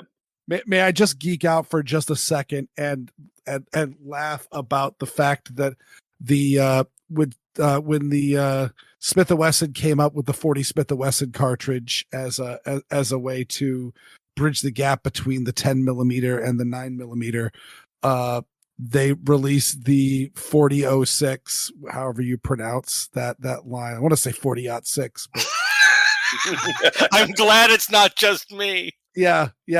But that gun came out in, what was it, 91, 92? David, do you know off the top of your head?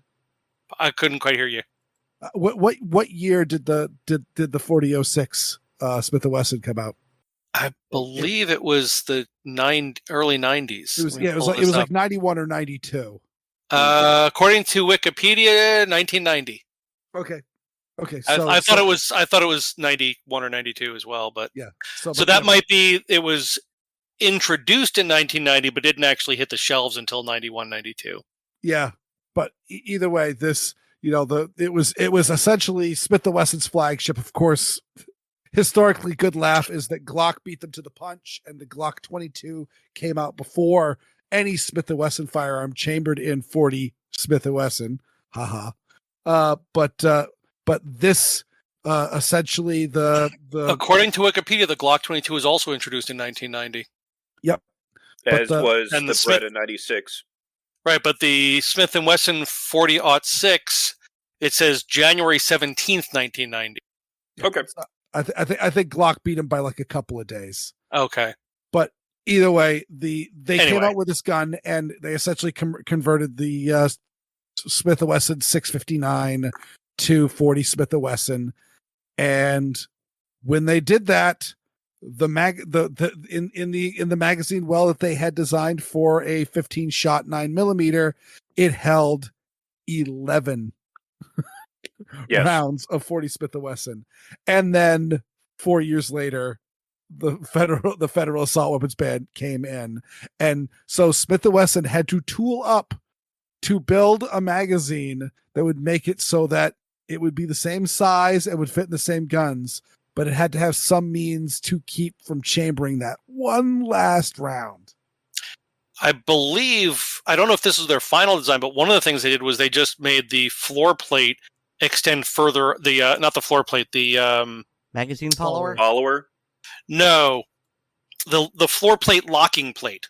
Okay. A little bit thicker so that the follower couldn't go all the way down. It just would ground out just a little bit more before you could seat that last round. Because that would be honestly the easiest thing, is just make that floor plate locking plate thicker and boom, you're done. Mm-hmm.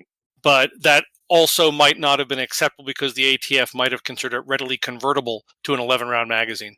Because I thought it had to be part of the interpretation of that law was that magazines had to be permanently 10-round magazines. I know ages and ages and ages ago, like 15 years ago, I was friends on LiveJournal. 15 years ago is not ages and ages and ages, baby. In internet terms, it is. In internet use, it is. Because I was friends on LiveJournal with a Canadian lawyer who had decided to move off to the country, and I think he'd had a heart attack. It was just like, and his doctor was like, yeah, you cannot work these long hours. It's killing you. And so he moved off to the country, got a considerably less demanding job, and started buying guns. And one of the things he was noting was he had one of the Norinco M14s, and noted that you had two options when you walked into a Canadian gun store. You had the I can't remember if it was 5 or 10 rounds, what the limit is. 5 is a standard magazine for the M14 or M1A. Yeah. So you could walk in and get the super duper duper short M1A magazine that only holds 5 rounds, or you could get a 20-round mag body with a follower that essentially has a shark fin at the bottom of it, so that as you're seating rounds, once you get up to 5, it bottoms out on the bottom of the mag. Right. Well, but it looks right. Yes. But it has a standard 20-round magazine spring in it. It's a standard 20-round magazine body. It's just been disabled by this follower. Well, guess what?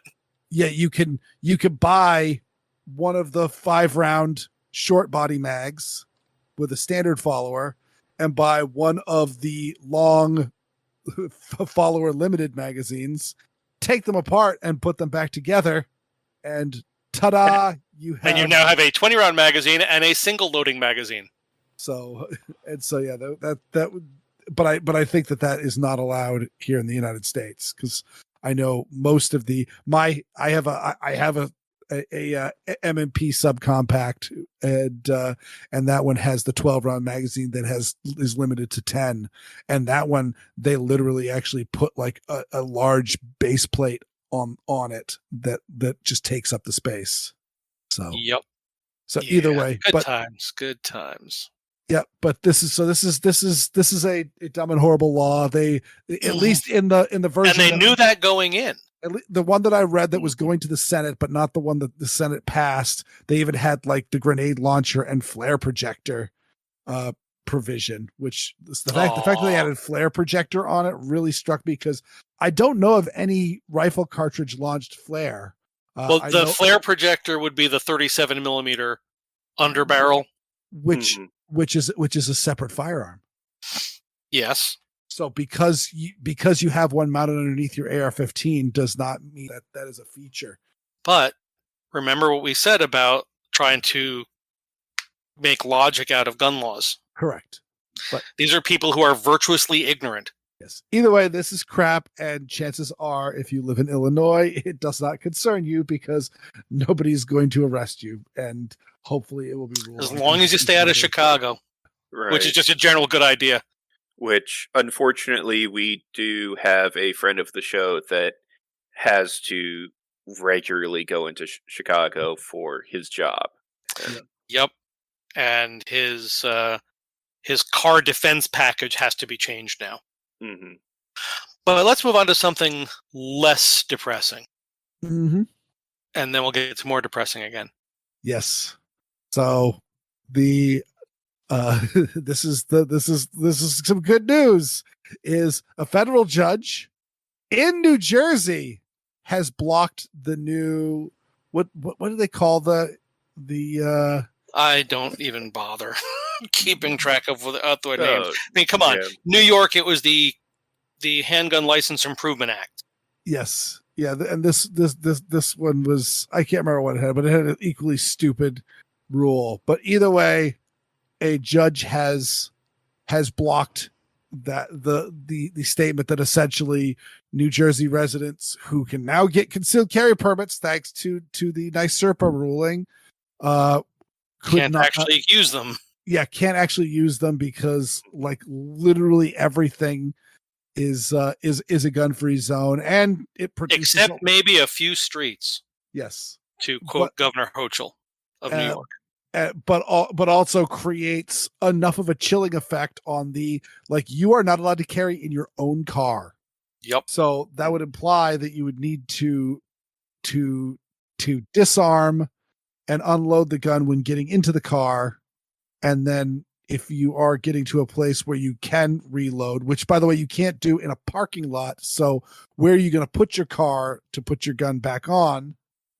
It creates the administrative handling problem that police have discovered is very, very bad, especially in the age of 40 Smith & Wesson, where, as Tab Keel always says, stop touching it. You put the gun in the holster and you leave it alone, and only at the end of the day when you take it back off do you touch it again. I have similar discussions in my permanent classes with students about why you don't do that. So that is good news, and it's really good news in the fact that it's out of New Jersey. Like, I did not expect that. I expected sympathetic judges to the anti-gunners. But I don't know. I don't know if I consider this one all bad. But do you want to take it, David? The Supreme Court. So, again, not a lawyer. Don't play one on TV. Don't have the background to really parse legal stuff. But the headline is, U.S. Supreme Court allows New York to continue to restrict guns in sensitive places for now. And from what I understand, and Oddball, please correct me when I'm wrong, not if.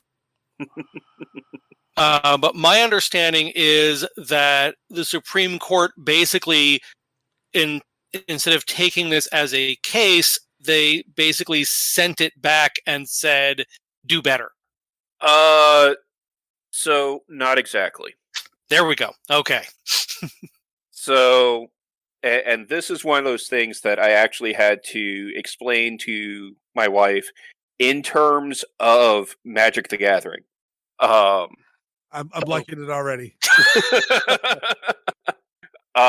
So what's going on is there is a case that is against New York's new gun laws.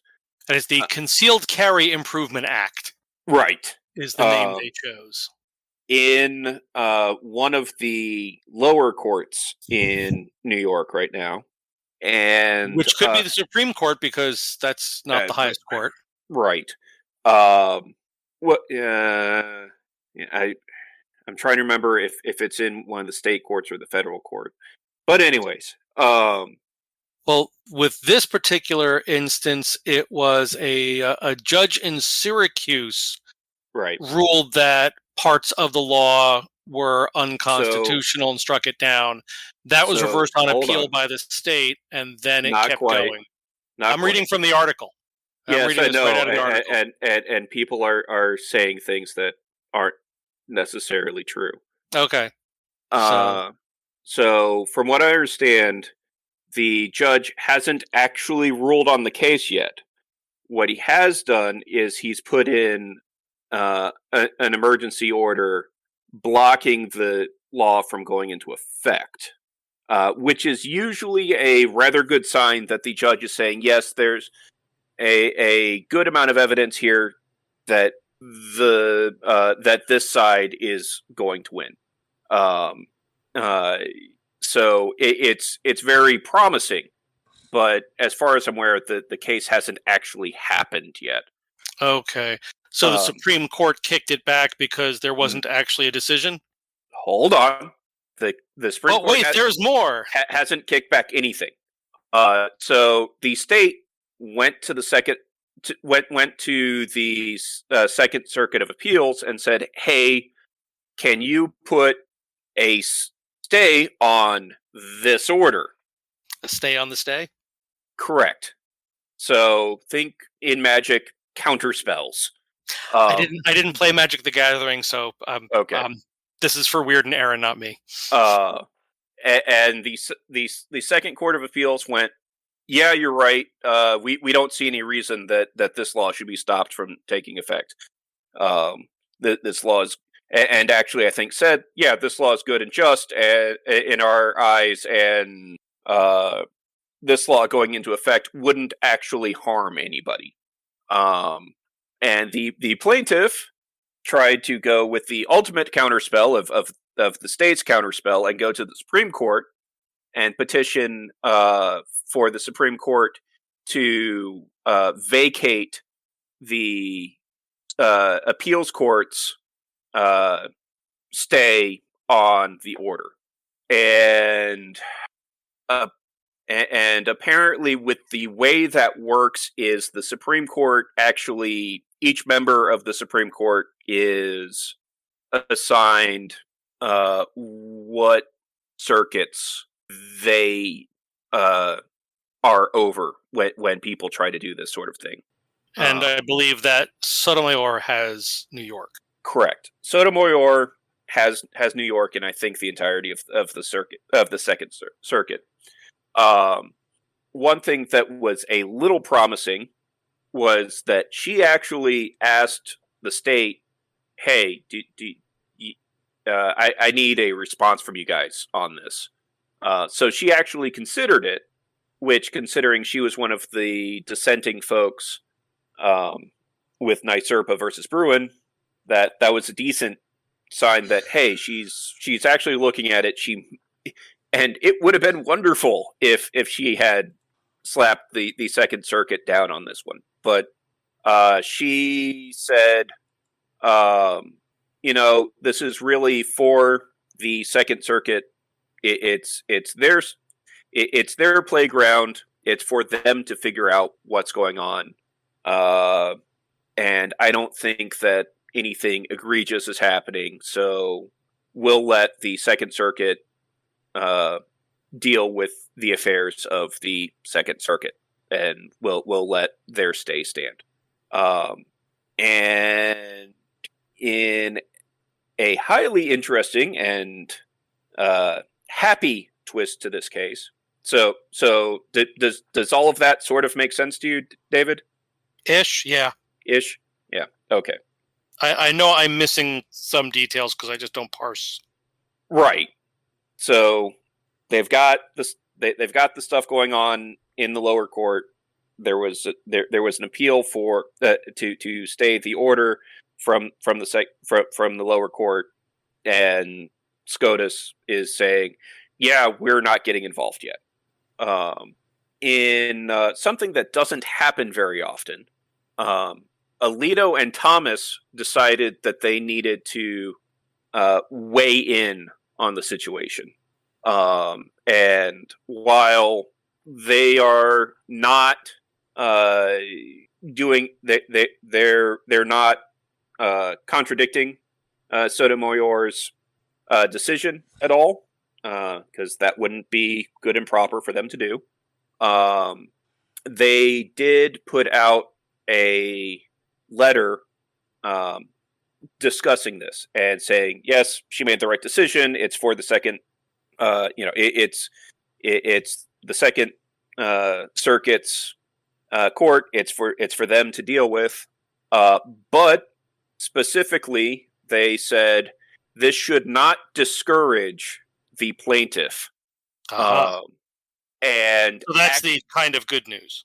And actually named a few other court cases where the lower courts have been saying that SCOTUS got NYSERPA versus Bruin wrong, and and all of these shenanigans, letting these laws stay when they're in clear violation of the findings in Bruin. They actually named those cases and basically gave a warning to the Second Circuit, saying that they need to straighten up and fly right, or else. So it's the unofficial version of take another look and do better. Yes. Or they're putting their scrunchie in. Yeah. It's Weird that particular visual works two ways. It's not them saying that the second should reconsider their actions, but it's you need to behave like you're actually not the Supreme Court on the land, because we are. And we've already told you how this works. And we've already told you, we've already told you about this. We expect that you should make your decisions quickly. And like I said, there was lots of verbiage in there that basically said that, at least with those two judges, if that case ends up in front of them, they are going to be extremely I'm trying to think of the proper term. Less than pleased? Yes, less than pleased with the state, and very likely to rule on the side of the plaintiff. So that gives me lots of hope. And they're saying they want this to be dealt with quickly. Don't make me come back there.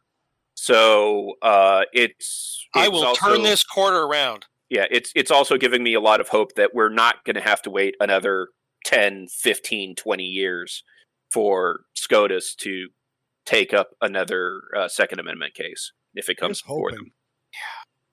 I mean, you would think NYSERPA versus Bruin would be clear, because Thomas made it pretty crystal clear. Oh, it is crystal clear. David, you know so well that it is infinitely difficult to explain something to somebody who doesn't want to understand. Oh, yes, that's part of my life. And quite frankly, there's a lot of legislatures out there that are throwing tantrums. Oh, yeah. Because they're being told they can't do what they want to do. And unfortunately, their tantrums are causing things like the Illinois assault weapons ban and the new New York gun laws and New Jersey and et cetera, and their tantrums will go through quickly, but dealing with the ramifications of those tantrums is going to take years and lots of money. Yep. Unless you're a police officer. Well, which is a lead into the next story. Yes, that's I wanted to put this one in only because, well, I think it goes deeper than that. Is this one is out of Canada, and it's from Ronquillo the Bailey, Runkle, please come on our show. I've got so much I want to ask you. But yes, it is a story about a Royal Canadian Mounted Police officer, a Mountie, who went to the gun range with his family, and he brought his duty guns. One was a Smith & Wesson M&P pistol. The other one was his Canadian-made Colt carbine. That's an AR-15, essentially. C7, I believe, is what their designation. C8. Or C8. Yeah. Carry handle C7, no carry handle C8, or something like that. Gotcha. But either way, it was an AR-15, but maple syrup flavored. Yes. And he was essentially charged and arrested for it, but given a slap on the wrist because you are not allowed to do that under Justin Trudeau's rules, and the idea of taking your family to the range with restricted firearms. Because again, in Canada, like I believe you could still own an AR-15 if you got one at the appropriate times. But prior to the changes in yes, in but policy. now it is literally you can't transfer it.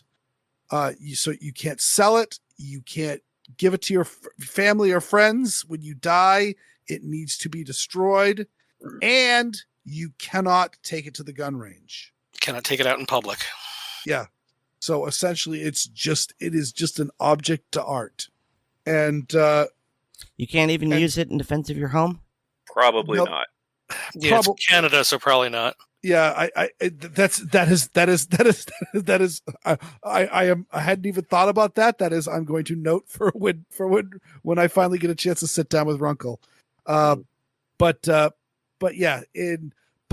needs to say, he ended up getting a slap on the wrist, to which Runkle's doing the calculations. Essentially, he got put on paid administrative leave, and essentially none of this is going to end up on his record, and he ended up having to pay a very, very minor fine, but he's on paid leave, so essentially he had to pay $300 to the charity of his choice.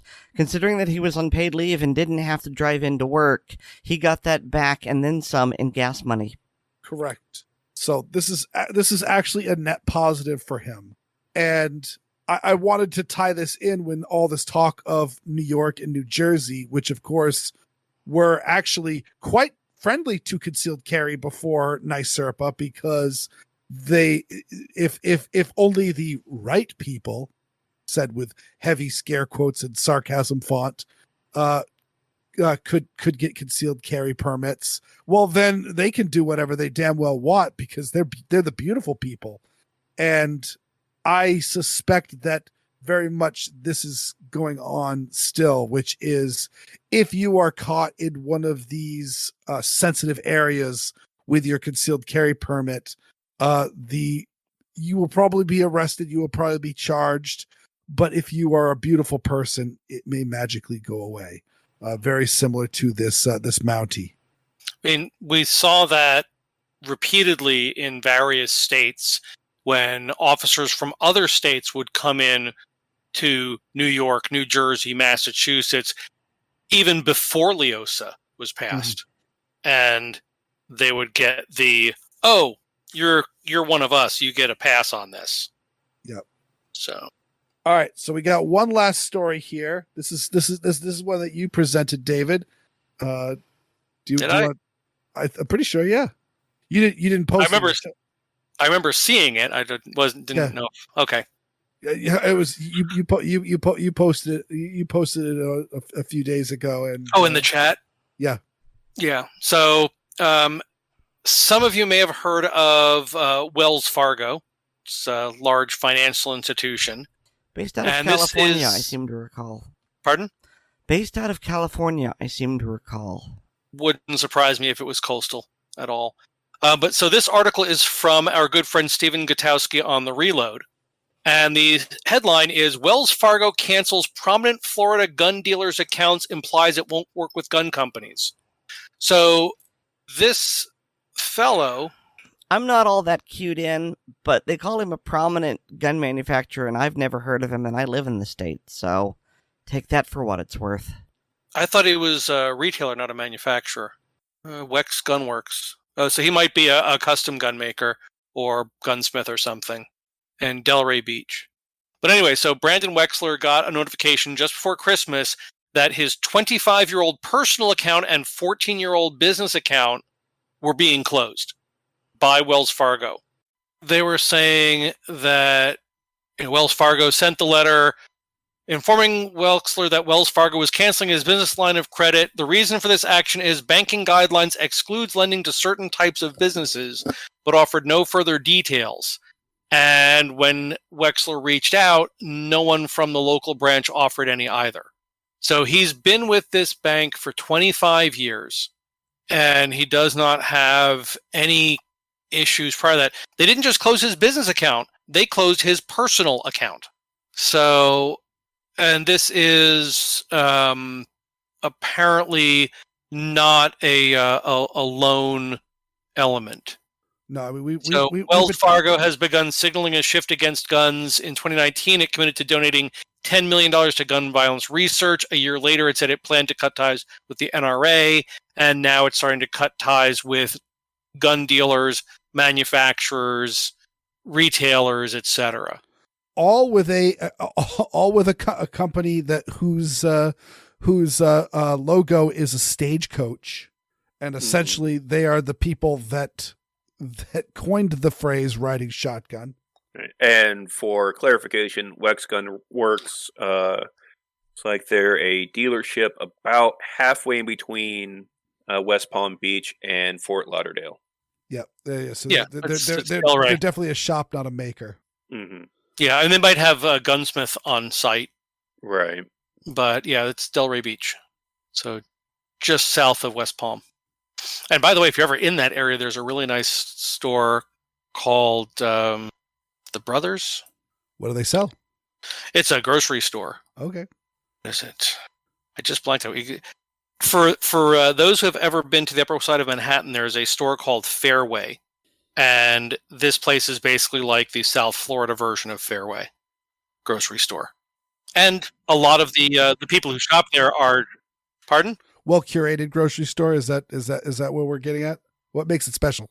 Just it got all sorts of food items that you may not find outside of a major metropolitan area. Mm-hmm. I think it's the Brothers. The Boys. It's the Boys. Gotcha. The Boys Farmer Market. And then they have their You Pick just up the road, which is the Girls. Okay. Well, either way, it's one of those. Wells Fargo's been moving. This is kind of a scary situation because essentially they're trying to essentially cut out your means of getting livelihood. Yep. This is fairly similar to what marijuana dealers are dealing with in the states that have decriminalized marijuana, and so they are able to open a business and sell, but they're making it cash only, and especially in a society that is getting more and more cashless. Which should be something that frightens everyone. Yeah, because a cashless society is one where the business or government can turn off your money. Yeah, I mean, yes. that is at a whim. That is a good reason to have a bunch of cash on hand. Yep. But this is just this action by Wells Fargo is basically it's the latest step in Operation Choke Point, which was started under the Obama administration. Mm-hmm. Yeah, and they might have claimed it was for questionable businesses like drug dealers and porn, but they specifically listed firearms manufacturers, retailers, etc. So this is why there also needs to be, in effect at this point, there really needs to be a parallel economy. There needs to be a firearm equivalent of PayPal, a firearm equivalent of Wells Fargo and Citibank. Well, I believe there is a creditor that has stepped forward and said, "Yeah, totally, we are the creditor for for gun shops. If you run a gun shop, please choose us. We specifically want your business. Yep, but they are small and relatively unknown at this point. No, they are actually a major creditor. I'm trying to remember the name of them. I will look it up if you feel a little bit of time for me. Yep, I can probably come up with something to chatter meaninglessly about. But this is not anything terribly new. There was the whole thing not that long ago about the credit card companies having a new credit code for firearms dealers, which was kind of a nothing because it was just one less level of search that was necessary. Right. Because anyone who's worked in the industry, and meaning the firearms industry, or anyone who's worked in the banking industry, that information was available with a query. That just simplified the query by one level. But even though that didn't have any kind of major effect, it's still the overall mood of stigmatizing a legal industry. And it should be of concern to everyone, whether they're pro-gun or not, because if it's happening to guns today, it could happen to your thing tomorrow. Right. I mean, it's one of the reasons I'm so against there ought to be a law, because anytime a law is proposed, imagine that law being used against you by your worst enemy. Would you still be okay with that law? And let's note that part of Operation Choke Point was going after pornographers. Yeah. And I mentioned that. So we are not talking about child pornography or stuff like spy again cams.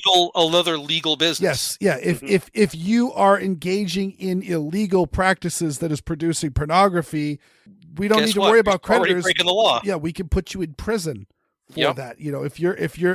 If you're putting pinhole cameras in hotel rooms or ladies' dressing rooms or dealing with underage models, well, that's a criminal offense. And yeah, it doesn't matter how you're collecting payments on it. You're in trouble. And in the case of the latter, anybody who downloaded your product is also in trouble.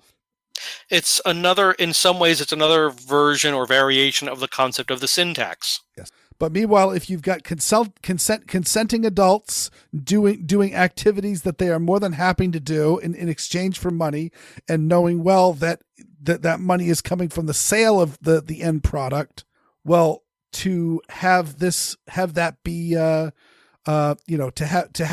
targeted by Operation Choke Point is just as bad as this. Because again, these are not illegal arms dealers. These are not, these are not people selling these are licensed federal firearms dealers, and they are following the law. So to have these things be targeted it's just not good. We can make an argument for the marijuana laws because it's still federally illegal at the federal. Yeah. So it's one of those, you can still be arrested for smoking a joint in Massachusetts. It's not going to happen because the DEA is not going to, unless you are, as we said the above with the tracking of the NICS data. If you're on their watch list, well, you show me the man, I'll show you the crime. And on a related note, since nothing's new under the sun, this was put up by the FBI a couple of years ago now. This is not a new post, but it was the FBI. Raise a glass. Today is the 100th anniversary of Prohibition, which led to the FBI's pursuit of the American gangster. During the Roaring '20s, mobsters spent their profits from bootlegging and speakeasies on Tommy guns. ... So basically, as the person who shared this, thank us for solving a problem we created, exacerbated, and exploited for our own gain. Mm-hmm. Mm-hmm. And of course, the biggest picture is of course Al Capone, who Alphonse, yes, who was a rum runner, and that was his primary vocation. And yes, there were Tommy guns used in his employ, most of them in the hands of Chicago police officers, who were also in his employ. And the FBI had a heck of a time getting Capone in no small part because the average person liked him. Mhm. Well, he was actually very good to the communities that he was doing business in or living in. He was known for tipping with $100 bills, which he was about very that at that time. Yeah, that He was ran half of the NFA tax on a submachine gun a few years later.